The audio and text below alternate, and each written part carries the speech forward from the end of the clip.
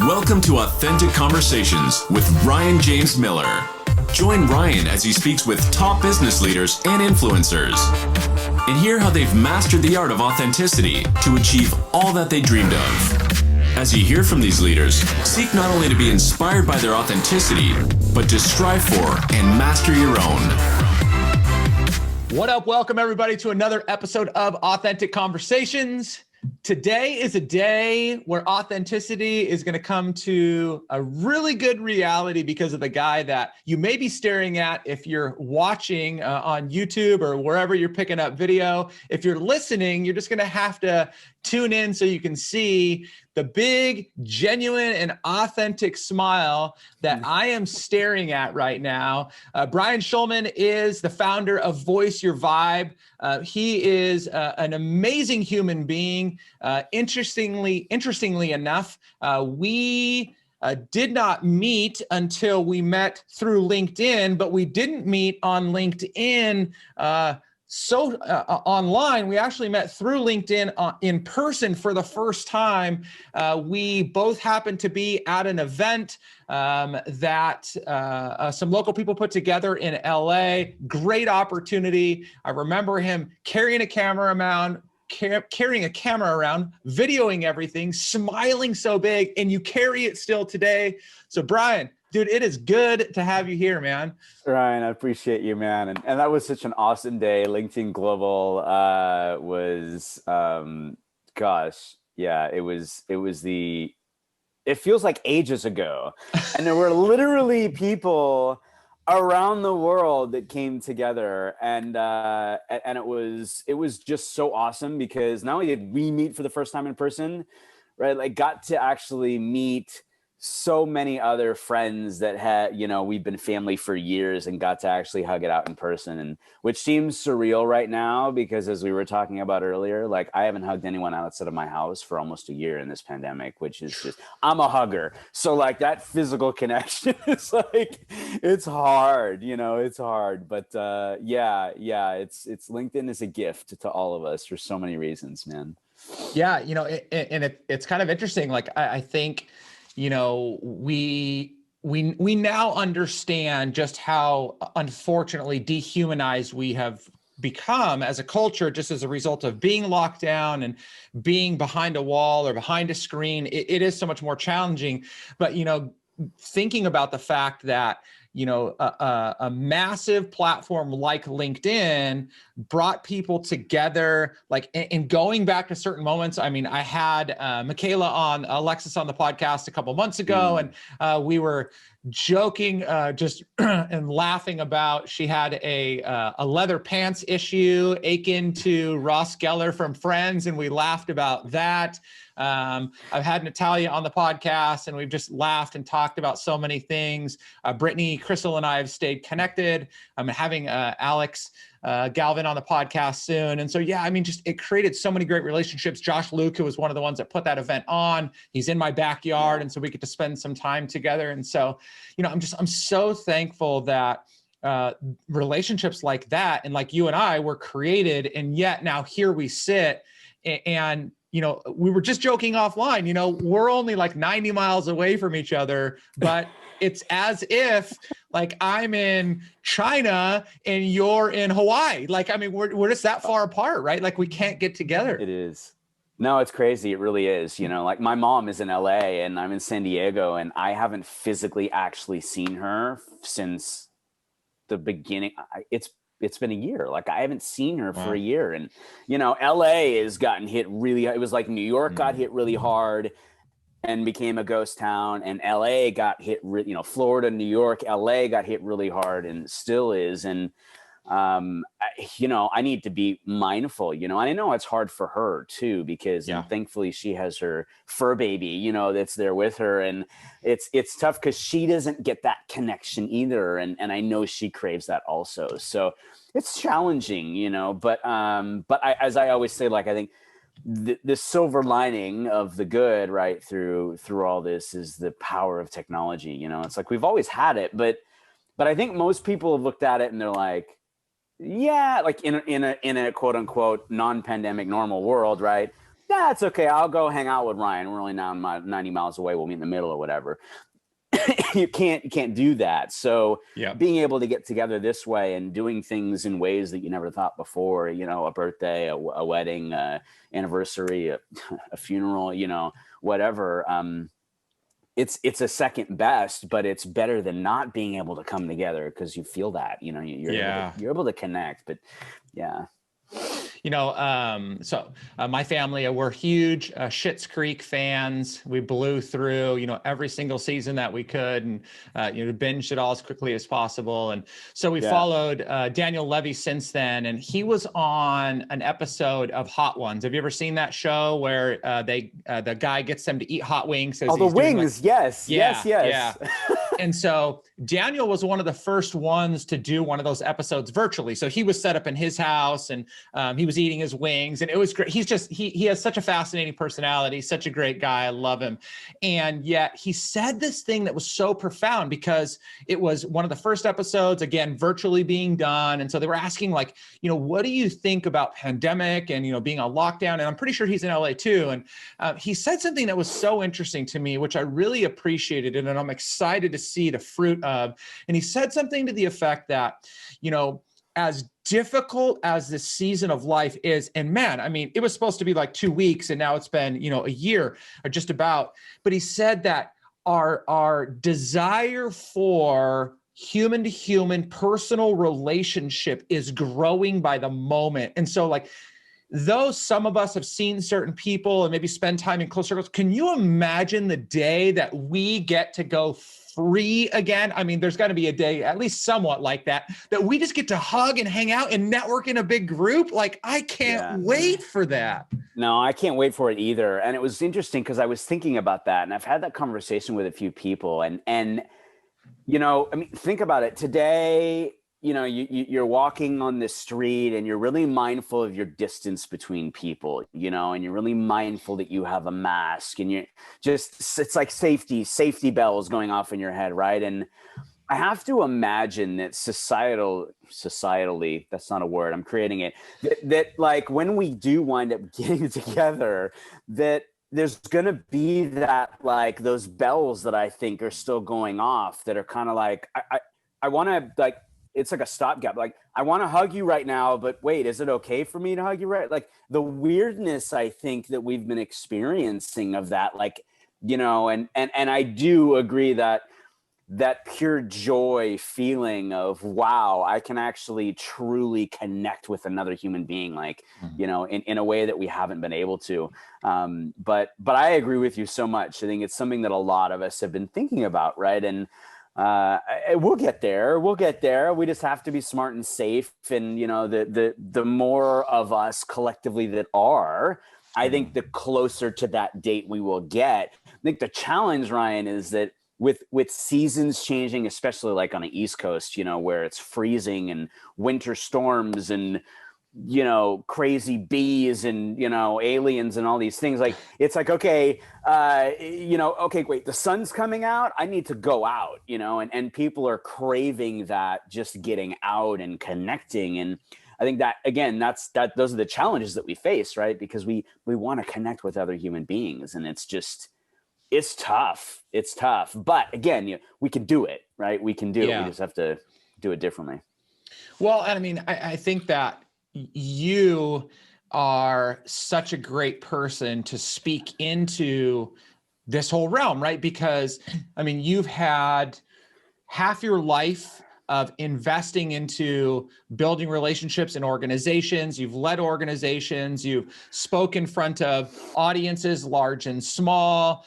You've done so many things. And now here you have, I know, at least for the last few years, built this organization around building community, right? Around building tribe. And I love that idea. And I would think that, like, we all see the value in community, and obviously we talk about the strains of it right now. I would feel like now more than ever, organizations and individuals must be, like, just diving all in with you, wanting to figure out how they continue to build community with some of their opportunities being cut off in the moment, right?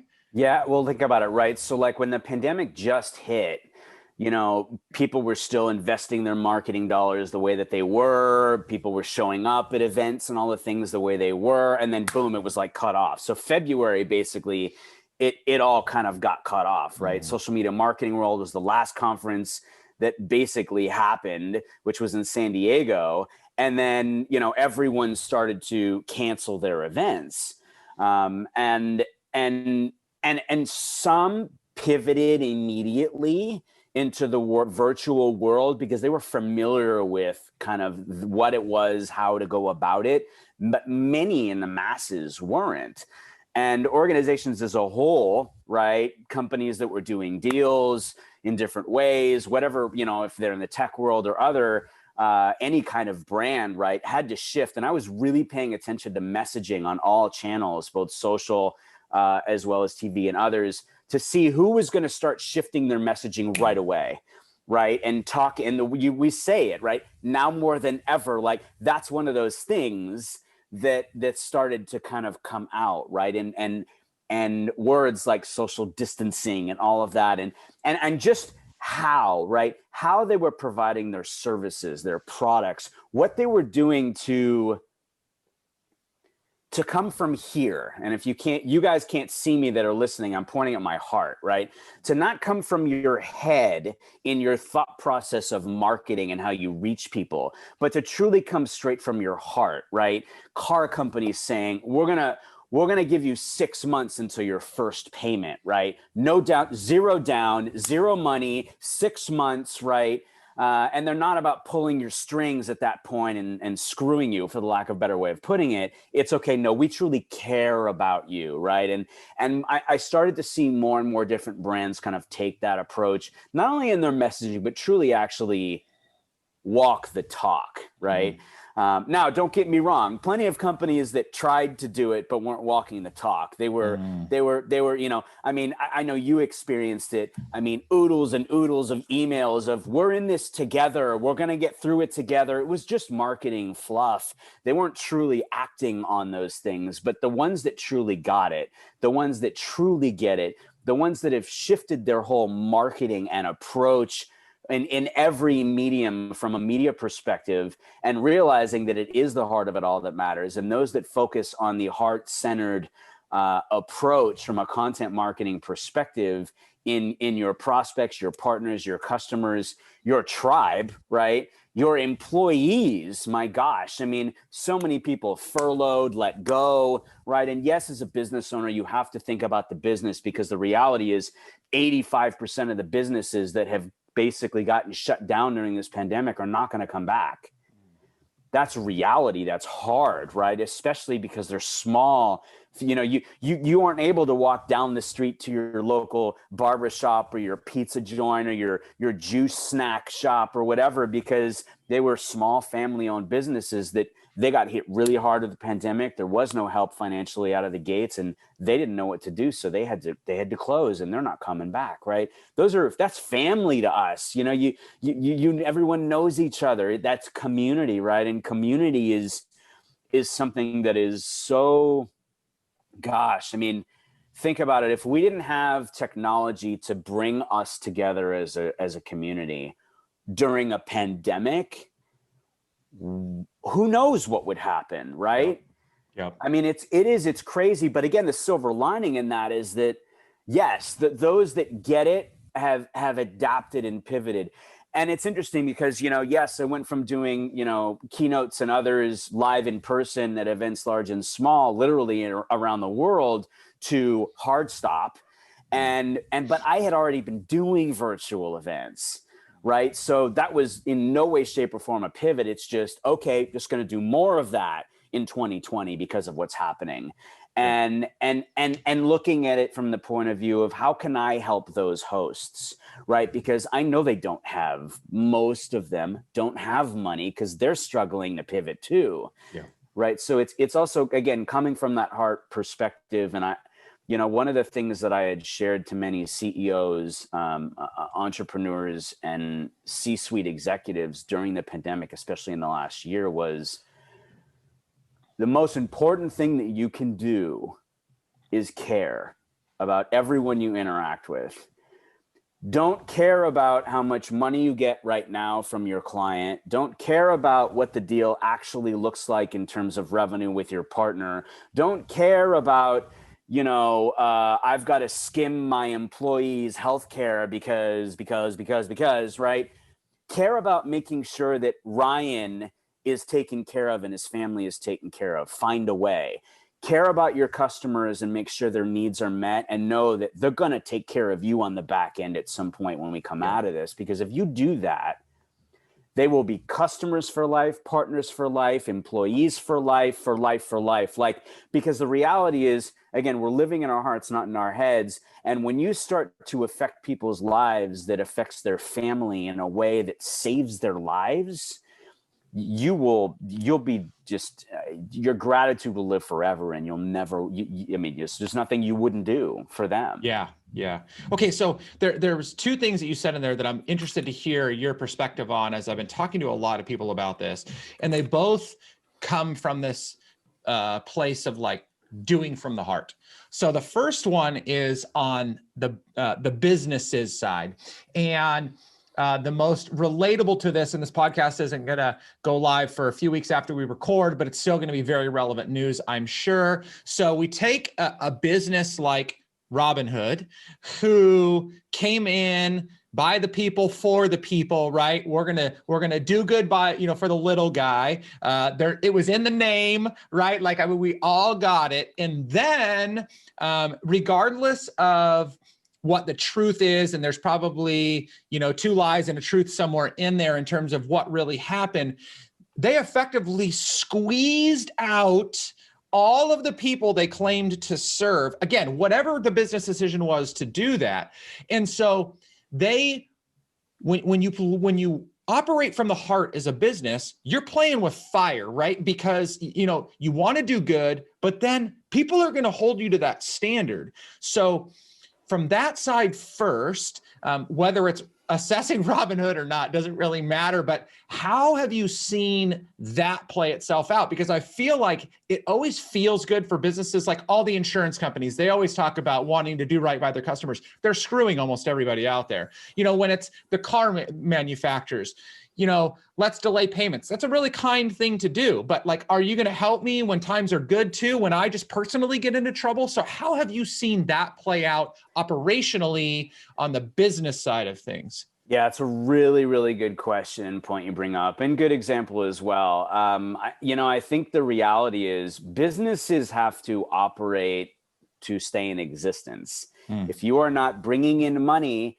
you can't pay your employees' salaries. You can't pay for healthcare. You can't pay for the roof of the building of the company over the head. You can't pay for et cetera, et cetera, et cetera, right? Look, I mean, all companies want to have social good attached to them, right? Yep. They're really big about talking about how much money they donated to, or, whatever it may be, because that's that heart-centered feel-good stuff that, they may be churning and burning revenue and everything, but they don't want to be known for that. They want to, the awards they do, but they want to be known for the, hey, we donated X millions of dollars to this, Save the Children of the World organization, right? Or whatever it may be, right? And all companies look at it from that perspective. But to your point, yeah, it's a really slippery slope, Brian, because what you said is so important. Like, okay, great. It's like, I always say, it's not just about, the relationship when times are good. It's more important about the relationship when times are bad, how you get through those times together. And I think it's a balancing act.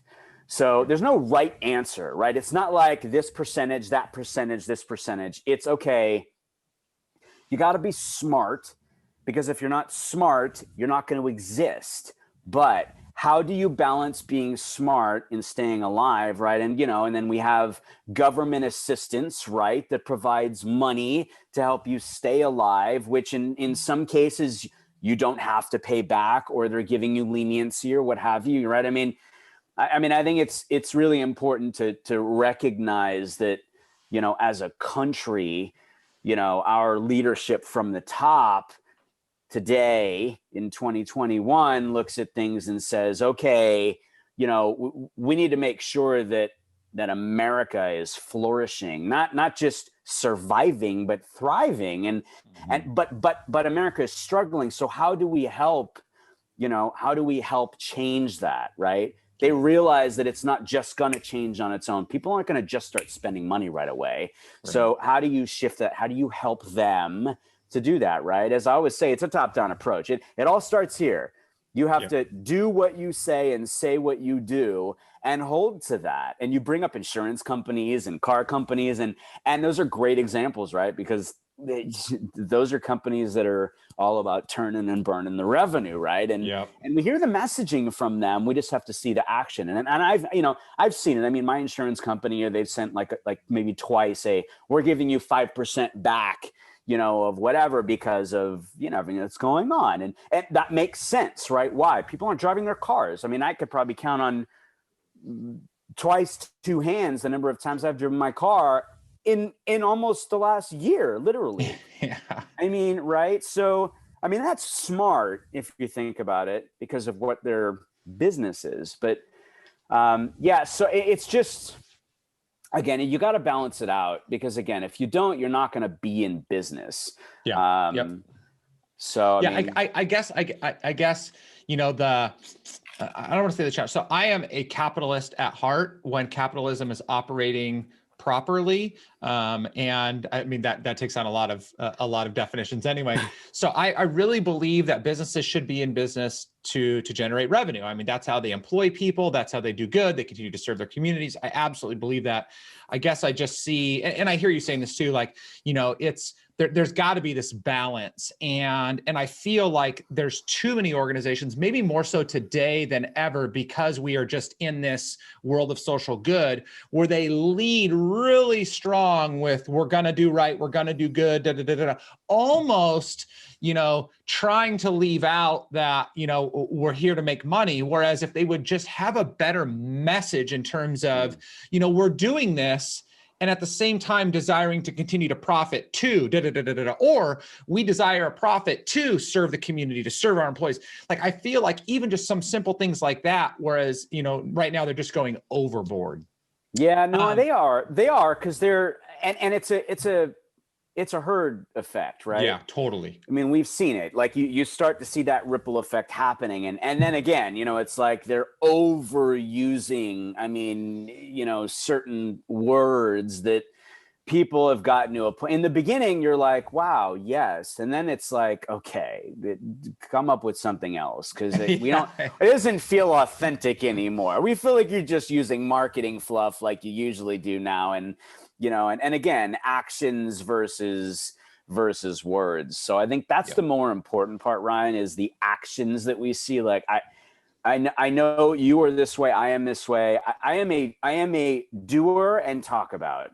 I am not a talk about and doer. I want. It's good. I do what I preach, right? And I think that's where trust comes into play. If you're just spitting out, game, and you're not actually doing the work, you've lost all credibility whatsoever. So I agree with you. So sit tight on that. So I'm interested to hear, because this is you today, 20 plus years experience in business, working in different cultures, different organizations. You've built a significant tribe for yourself. So that continues in your case to shape you in good ways to become the human being that you are today, which at the end of the day, that's what we're really striving for, is to become the best human being that we possibly can.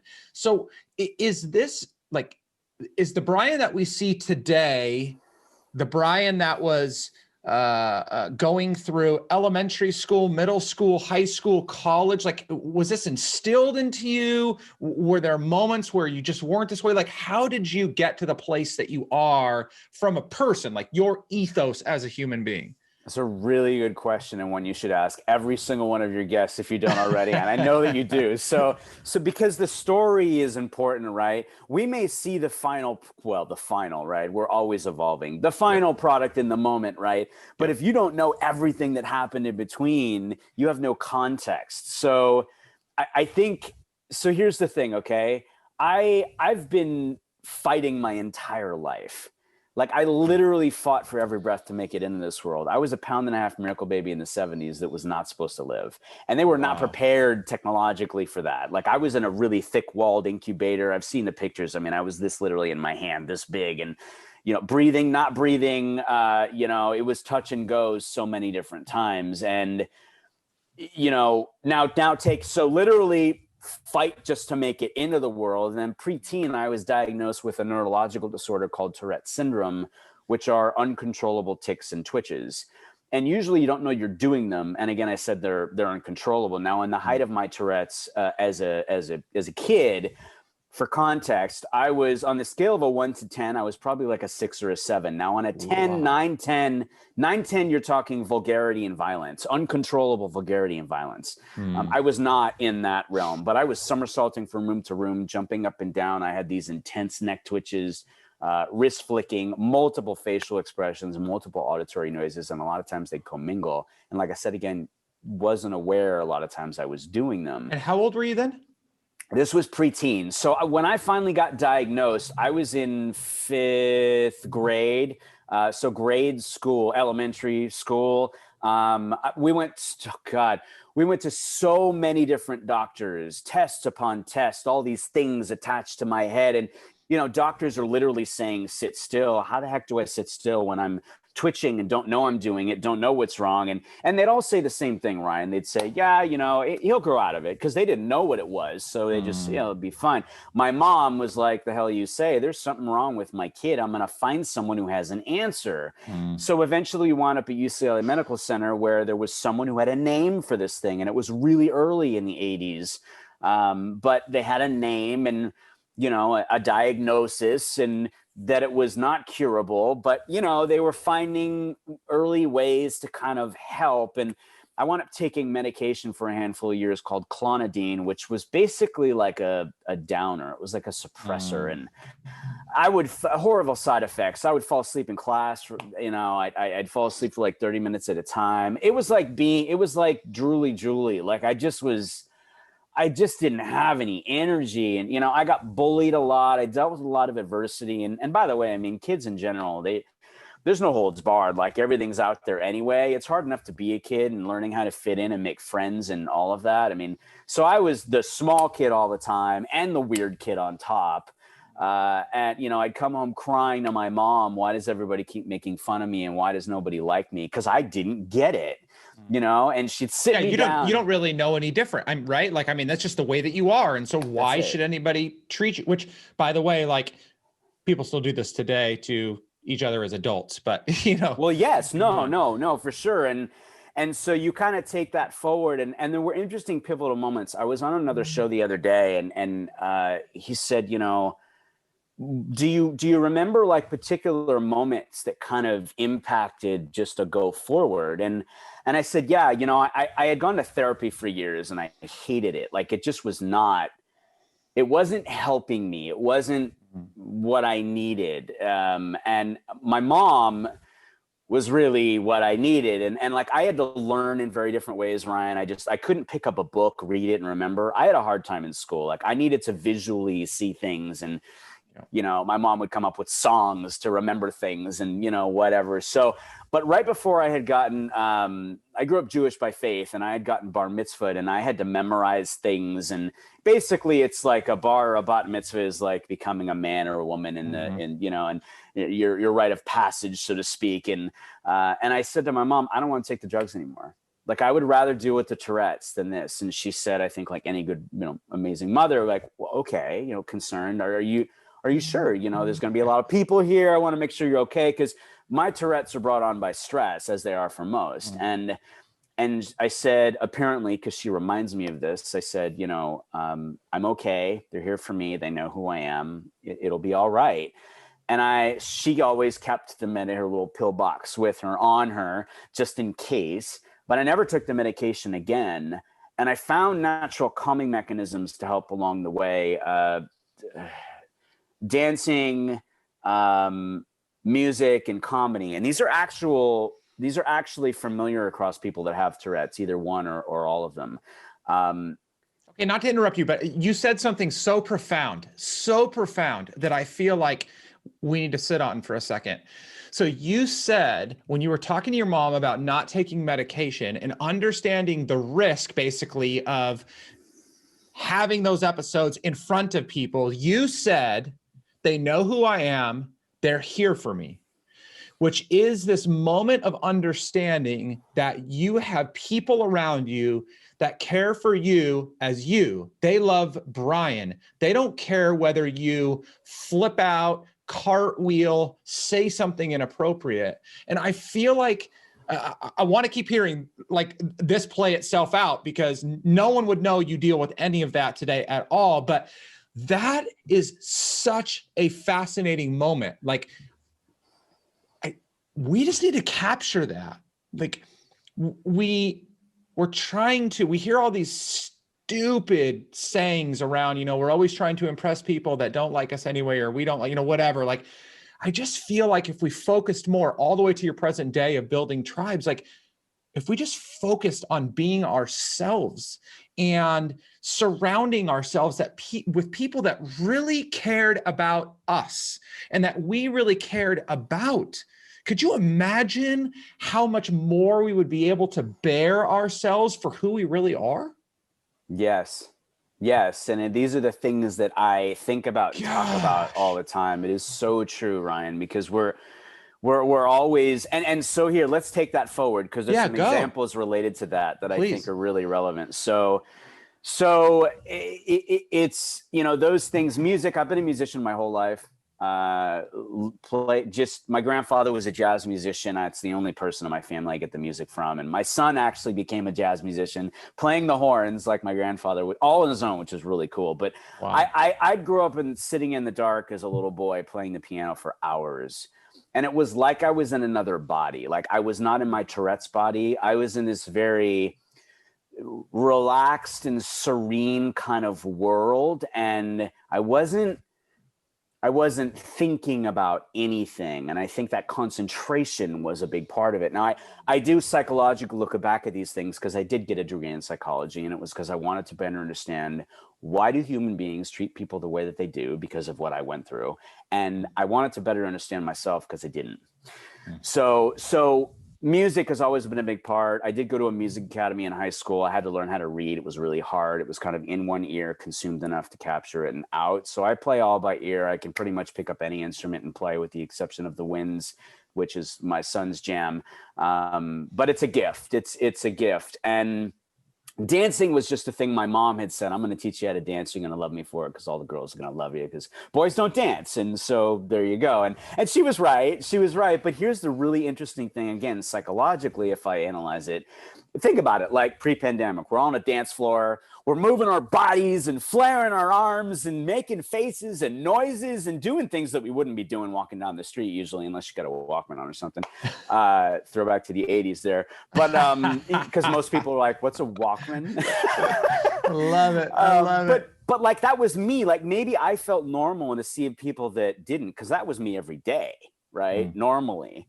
And then comedy, which is really interesting, like, I grew up watching a lot of physical comedians, and I didn't even realize it until I thought about it after. Like, your Jim Carrey, young Jim Carreys of the world, Robin Williams, Sam Kinison, Richard Pryor, Eddie Murphy, like, the list goes on and on and on. I love the Three Stooges, and I'm like, wow, this is crazy. They're all physical comedians. They're all acting weird and different, and they're being themselves, which it's a part of who they are, and letting that out. And maybe I related to that, So those three things had been a part of my life. Now, if you fast forward, started to kind of break out of the show in high school, I wanted to bring people together. A switch kind of flipped in my head that said, okay, I want people to leave better walking away from me. I want them to feel uplifted, happier, just feeling good, and I certainly took that into college, where I got involved and really broke out of my shell. I mean, I helped found and co-found organizations. I was a founder of my fraternity at San Diego State. And I loved bringing people together. That was where I found my love for startups, because we literally built a company, even though it was a national fraternity.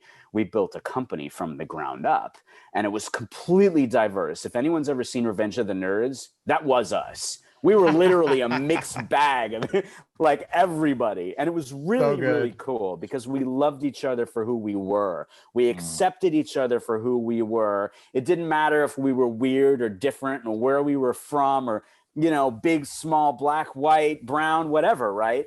And that was really, really special. Now, if you take business into it going forward, there was, knowing that I had Tourette's, this is another pivotal moment, Ryan. We talk about the pre-bar mitzvah part. When I got diagnosed, I stood up in front of my 5th grade class and my teachers and whatever parents were there. And I said, this is what I have. And it was both terrifying and relieving at the same time. Because think about it. Kids are like, oh, you have cooties. I don't want to get around you, right? I mean, you don't know.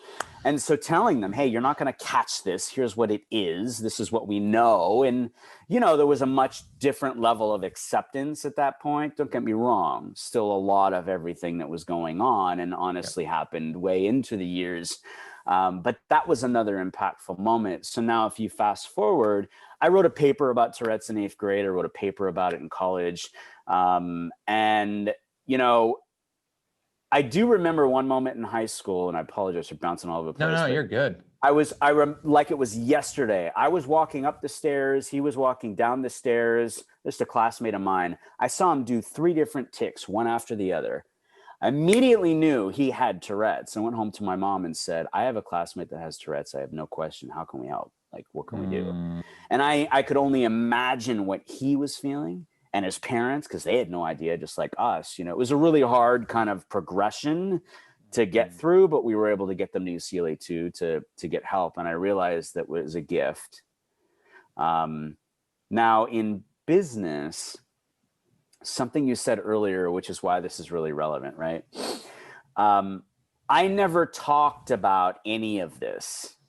Being a miracle baby, getting into the world, Tourette's, neurological disorder, all of that. I never talked about any of that. It was like on one hand, I could talk about it. The number of times I had even shared it. And it's just if I thought it might help somebody somehow, but I never talked about it. And it was because of this instance. So with dot boom era, back in the late 90s, around the late 90s, I had gone for an interview at a company, and this was a like Google-esque potential company. They were growing like gangbusters, and it was in San Diego, and I didn't have a lot of legs under my belt. My career started in retail, and then I got into tech and helping to build and grow sales teams and such. And I didn't have many legs to stand on. So I basically was like, all right, well, what am I going to talk about? I'll just share my story.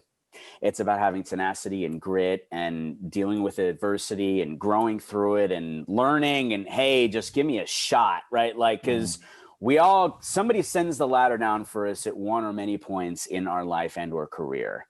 We don't get to where we get by ourselves.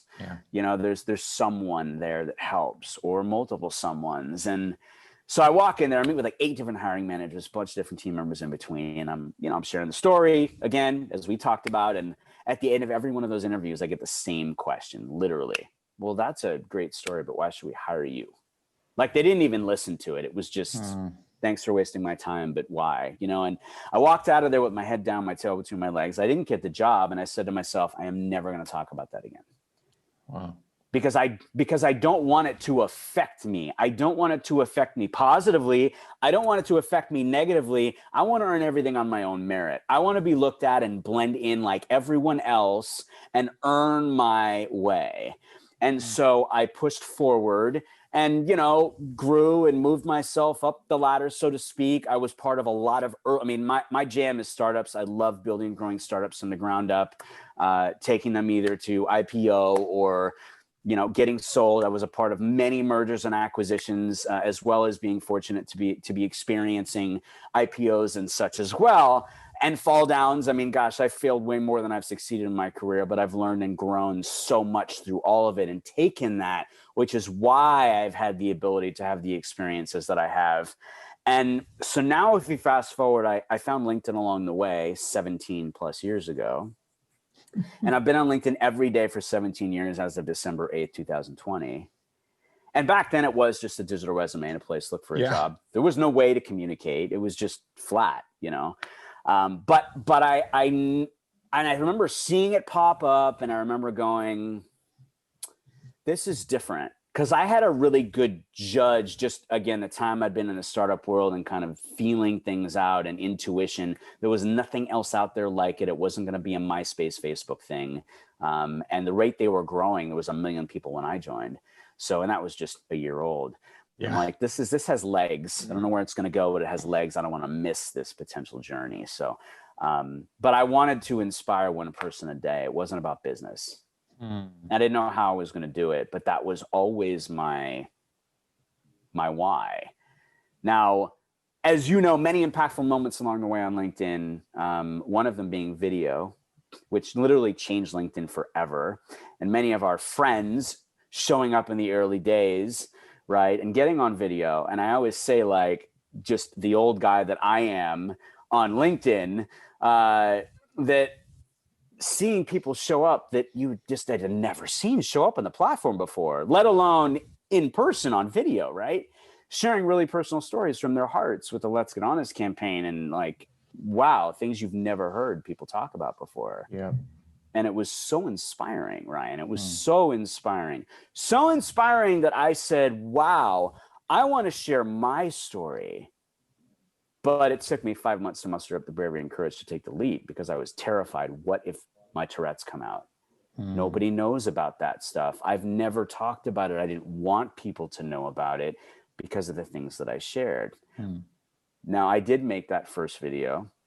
There's lots of context in between, which we won't get into just for time, but I did make the first video. And I remember being terrified after I did. And I remember all of the love and support and encouragement that I got in the comments from that video. And Ryan, it was the very first time in my life that I ever felt fully me, accepting me, not thinking about weird and different in me as a bad thing, but as a good thing, as a superpower, for the lack of a better way of putting it, because I realized for the first time that I had a voice and that I had a story and that I mattered and that I was inspiring people by sharing that, not talking about me, but by sharing it because it was affecting another human being's life in a positive way. They didn't have to have Tourette's. They didn't have to have gone through what I went through. They're going through their own stuff and feeling that and consuming that, going, hey, yeah, I'm weird too, and that's good, and I'm okay with that, and I have a story, and I have a voice, and if I share that, that'll help other people too, because I just didn't look at it that way. You know, I didn't look at my life and go, all these failures and falling and struggle and adversity and bullying and all of it, and go, yeah, that's what I want to talk about. You know, no, that was life. Like, I just kept getting back up. Why? Because that's all I knew. Like, you know, and I had support, you know, my mom there helping me along the way to let me know, hey, I love you. You're an incredible human being, and do you, right? And so accepting that fully me and letting that out was liberating in ways that there's not enough words or time to explain. But like, I will tell you, it's, you know, over 1,000 videos later, if you look at, I mean, I'm almost 1,000 LinkedIn videos in, but if you combine that with my live shows, which are like 300 plus in now since LinkedIn Live launched, you know, you're talking about 11 or 1,200 videos, because it's all video.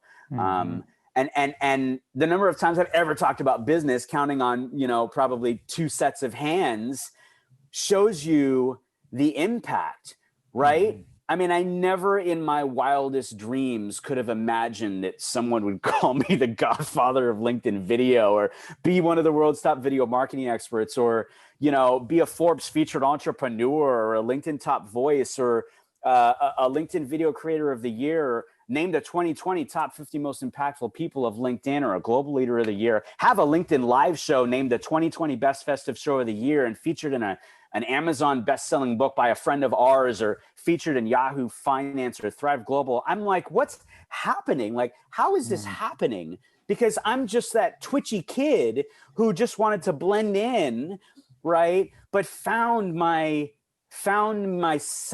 and was okay with myself. And the biggest thing, you know, like, you know, we talk about, yes, company building over the last couple of years, and yes, it's about teaching C-suite execs and founders and entrepreneurs who want to find their voice and show up and don't know how, and how to voice your vibe and how to attract your tribe and how to tell a story people fall in love with on video in all forms and fashion. But the biggest part about it, Ryan, is like, I don't care how old you are. I want people to know that they have a voice and they have a story and that they matter, and that by talking about it like we do, that you never know how it's going to impact somebody. You know, it's so amazing. Our friend Aaron Hennig in Texas, he hasn't been on video in a while. He'd do his videos from his car, right? He's amazing. Dude's like 7 feet tall. I'm like 5 foot nothing. It's amazing seeing us next to each other. But I want to share this because this is about impact, right? He had gotten on video. He had sunglasses on in his car, which he hadn't done. And he started talking and he said, I have sunglasses on for a reason. And I don't want to take them off because I'm afraid I can't get through this if I do. And I just happened to catch it in the feed. This was a handful of years ago. And he starts talking about his mom who has cancer. Look, I'm a big believer everything happens for a reason and timing happens when it's supposed to. I saw his video when my mom was in the middle of breast cancer. And it wasn't something I was talking about. There honestly were a select few of LinkedIn fam that were aware and really supportive of mom. My mom was like the LinkedIn mom. And I saw Aaron's video and I was so not expecting it. And everything he hit me with, I was bawling. I'm like, wow, man, like what are the odds? And I called him and I said, I was having such a hard time talking because I was crying while I was talking to him. And I'm like, brother, I just have to tell you how hard your video hit my heart, how much I love you and your mom. And I said, I am going through this right now with my mom. And it's terrifying. And it's, you know, thank you. Like, thank you for making the video and it's showing up when I needed to see it and hear it and see you and hear you. And I just wanted you to know that it really impacted me. That's the power of the story, right, Ryan? And just being you, and not to overuse words, but genuine and authentic, and, you know, and inspired to want to share it. And that's the other thing. Inspiration is so amazing. You know, I've never made a video unless I've been inspired by something or someone. Otherwise it's not genuine, authentic in me. And if you just share, like, yep, just let it out. You know, you never know what emotion is going to come out, and just let it flow. Like, let that real raw come out and share it, because it's going to affect one person's life in a positive way, and that's a gift. Yeah, no, I mean, that story is so powerful. You know, just the takeaway and moment is something it's so important for people to hear. I'm often confused when people are asking me about speaking, wherever it may be, like, hey, we're looking for a motivational speaker. And I'm like, I'm not your guy. Like, I can get anybody rallied up. I'm very passionate and very excitable, and I can motivate people, but that's not what I want to do. And what you said is so important for people to hear. It's, as we share our passion, our purpose, our story, whatever it is that's happened to us up into this place in life, like, my dream as I go up there to do that, and I know I can hear it in everything that you've said, is I just want to open somebody's eyes to doing the same. Yeah. I don't want to inspire them to climb my mountain. Like, go find your own, you know, go do your own thing. And you're right. It's like, as we open up, as people open up, it's giving other people this permission to say, gosh, like, I've got a tick, or I'm undersized today, or I'm overweight, or I'm failing in my business, or I'm frustrated, or I'm lonely, or I am, you know, an emotional wreck, and I'm a man, and nobody as a man talks about being an emotional wreck. But now you're talking about these things, like, you actually cry. I can do that, and I can be respected and seen and supported. Like, that is so, so important. So I just can't thank you enough for sharing that and being that. I mean, that's just something that, again, like, I love that it lands on everybody, but I do have this more specific and deep passion for the men in this world that have been told they need to be something that is just not only unrealistic, but absolutely unnecessary. And so by following people like you, they can see what I believe is what a man should really be. Like, you are invested into your family. You have a deep love and support for them. You care for other people. You want to do the right thing. You carry good values about yourself. Like, that's what it means to be a man. And that's what has been lost in society today. I don't disagree with you on that. And I think there's moments that really hit home when you think about that. Like, we're both dads, we're talking about how proud we are of our kids, and we know how hard it is in this pandemic to get through all of this. And kids are social beasts, they want to be with each other. And, I had shared a letter. Well, it's not a letter. It was like a 4-way speech contest essay that my daughter, when she was her senior in high school, had wrote. And I had no idea. Like, I was just working in my office, and she just walked in, like literally it was like just miming, walked in, handed me this piece of paper and sat down. And I'm like, okay, she wants me to read something, so let me see what this is, right? And it said 4-way speech contest essay or whatever, and apparently it was not required, and it said live to inspire, and I had no idea what it was. Anyway, I read this, and Ryan, it was my high school senior daughter, basically in short form saying how I have been an inspiration to her. And I had no idea that she felt that way. And she was talking about my journey and my story, all the stuff we've talked about with the Tourette's and the preemie and all of it. And I was bawling. I'm like, I looked at her and just lost it. And she came and sat in my lap, and we had a good cry. And, I've shared it many times on podcasts, because I'm asked, because they hear about the story and they want me to share it. And I'm like, I think as parents, we all hope that we're doing an okay job. We all hope that we're bringing good human beings into this world. We all hope that, they'll be able to fly and do their thing, and Lord willing, take care of us when we don't even know who we are. Yeah. And, it was such a, gosh, I was just really proud to be a daddy. And I always am. I mean, like my monkeys, I love my monkeys more than anything. Like, family's everything to me. And I adore them with all my heart. And, it's you're talking about your 19-year-old, and my 20-year-old. Our kids are not terribly far off in age, and just kind of seeing them grow and like looking at it and going, how do we have kids this age? When did that happen? And but you never know who you're impacting. You never know who's paying attention. You never know who's listening. You never know who you're inspiring. And that is such an example.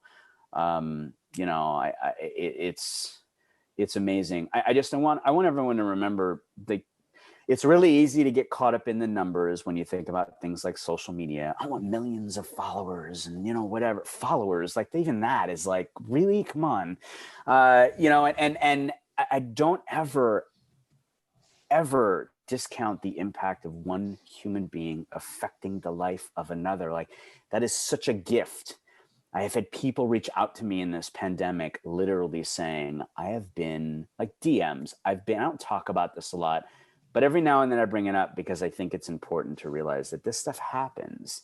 Whether you're talking about it happening or not, people are affected by that. I've been depressed. I've almost taken my life. And because of your content, you have lifted me up. You've kept me going. And I just didn't know how I was going to get through it. And like, wow, I mean, I think everyone we talk about businesses finding moments to try and make their impact, right? I mean, look at what Zoom has done. We're on Zoom right now. I mean, technologically couldn't be in a better business, right? They're booming. They are literally primed to get acquired. They have their revenue streams are redonkulous. Because people silver lining realized, oh, wait, there's a way to get together. Oh, this has been here. Oh, we can use this. Oh, right. Oh, my kids can get on here for free. Oh, I can do all these things. Right.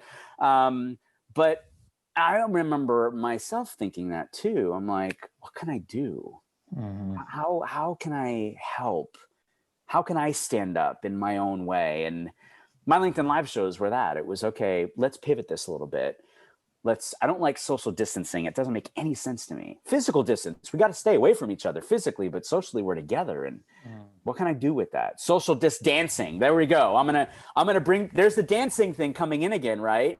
So bringing in dancing and music again, right? Makes us the feel good, and comedy. Cause I use fun filters like Snapcam that I bring in, boom, just like that, that I bring onto the show that makes you laugh, like fun stuff, showing up as a ray of sunshine or whatever it may be, and okay, that's fun, and bring people together and bring people onto the show from the comments around the world. And I mean, God, dude, I had a guy come on who said he's got COVID. This was like 2 weeks ago. He has COVID. He's a broadcaster. Hadn't done anything. He didn't have any energy. He was just so drawn out and just had been kind of stagnant. And I'm like, wow. He's like, I was in the comments for the first time, caught your show. And I said, Craig, come on the show. And he's sitting behind his desk, some pictures on the wall. And I'm like, hey, how are you doing? It's like, I'm Carl Sean Watkins. And I was watching the show and it was making me smile. And I'm like, well, I'm so glad to hear it. Like, tell me about you. And he's like, I've got COVID and it's been really hard. And, I've been smiling and laughing and kind of dancing behind the scenes. And I'm like, that's amazing. And we got him smiling and laughing and dancing on the show. And at the end, he, when we let him go, he said, thank you. He's like, I really needed that. And one person affecting the life of another, those are the moments, Ryan. Like, those are the moments. And we all can find a way and a moment. Because again, you never know who's paying attention. You never know who you can help. You never know who you can lift up. And by God, in these times that we've been living in, we need to be lifted up and laugh more than ever. It's so hard. And just so you know, like, yeah, I'm this crazy, positive, upbeat guy who's radiating positive vibes, but man, I have had so many down moments in the pandemic. Like, I'm human, I mean, I've struggled. I continue to. It's like we were talking about, I can really only look a couple days ahead because we just don't know what the heck's going to happen. Yeah. But we make a choice on how we want to receive everything that's happening. A smiley face is a smiley face or a sad face. You have a choice to decide what it's going to be. How's your day going to be? Are you going to have a crap day? You're going to have an okay day. You don't have to have a great day. We're in a pandemic. God love you if you have a great day. Yeah. But and that definition is defined differently now, Yeah, gosh, so much so. Yeah. Well, man, I mean, I again, I appreciate you. I mean, I think that, seeing you pop up on Facebook every day and LinkedIn all the time, and, huge smile, just contributing such positivity. And again, it's, there's a lot of disingenuous positivity that gets shared on social media because we think that's what has to happen. But I see you for who you are. And what I love about that, and especially with the relationship that I feel I have with you, is, I mean, we spent a couple of hours together. And then other than that, it's been social ever since. But I caught that from the moment that we met. And so I thank you for that. Your story is so powerful. I love the fact that you really do desire to impact people, and you don't care whether that's 1 million people or one person. It's just, it's so awesome to see. And for everybody that's listening, I mean, we'll make sure to put all of Brian's contact information in the show notes, but you've got to connect to him. If you are not following him, you're crazy, because again, like, we all need a dose of reality, but we also all need a lot of positivity. And Brian just has a very genuine way about contributing that and sharing that with the world. So connect with him, Brian, dude. Like, thank you. I really, really thank you. Ryan, I so appreciate you, brother. I really do. And I'm so glad that I saw your post and caught up and was able to join you and all your listeners. And again, I mean, I hope something today has impacted someone and in a special way. And again, I mean, thank you so much for having me, man. I really appreciate you. And to everyone listening and watching, you know, I'm sending all my positive vibes to family near and far, and hope everybody's staying safe. Thanks, man. Appreciate that. Well, guys, like I said, go get connected to Brian. You're absolutely nonsense if you don't. I'll come right out and say it. If you have any feedback for him, you have any questions, please make sure connect with him, reach out, ask the questions. If you want to learn more about what he's doing with Voice Your Vibe specifically, if you want to learn more about building up the courage to get out there and share your own story, connect with him. You got anything for me, you know where to find me. And as I say, as often as I possibly can, be you, be happy, be authentic. Peace. Thank you for listening to Authentic Conversations with Ryan James Miller. If you found value in today's episode, please subscribe on your favorite podcasting platform and share it with others. To connect with Ryan and learn more, visit ryanjamesmiller.com.